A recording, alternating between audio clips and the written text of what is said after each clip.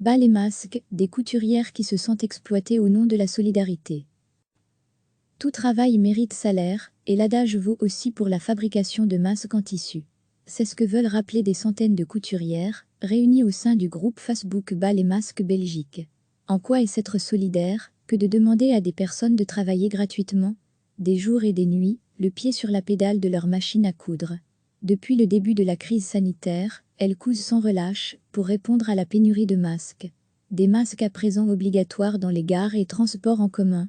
Depuis quelques jours, les appels des communes se multiplient pour trouver des couturières bénévoles. Un appel au travail gratuit donc, qui révolte Doriane Vanovran, l'administratrice du groupe Facebook Bas les masques Belgique.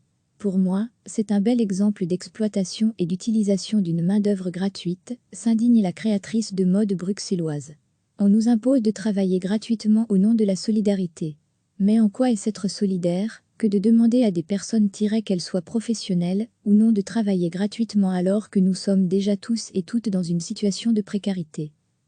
Notre société considère qu'une multitude de tâches, principalement féminines comme le fait de prendre soin d'autrui, coule de source. Elle veut le rappeler, la couture c'est un savoir-faire, et pour certaines et certains, c'est même un métier. Pourquoi est-ce qu'on dénigre à ce point cette profession de tailleur ou du couturier? Les caissiers, caissières, les médecins, les infirmiers ou infirmières sont rémunérés. Pourquoi nous, devrions-nous travailler gratuitement alors que nous sommes tous indispensables pour venir à bout de cette crise? L'immense majorité des personnes qui confectionnent ces masques en tissu sont des femmes. Et selon Doriane Vanovran, ce n'est pas un hasard, si c'est à elle que l'on demande de travailler pour rien. Notre société considère qu'une multitude de tâches, principalement féminines comme les travaux ménagers, la couture ou le fait de prendre soin d'autrui, coule de source.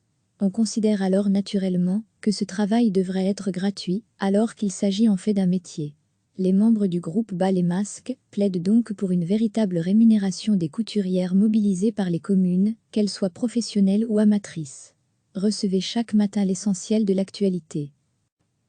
Tout travail mérite salaire, et l'adage vaut aussi pour la fabrication de masques en tissu.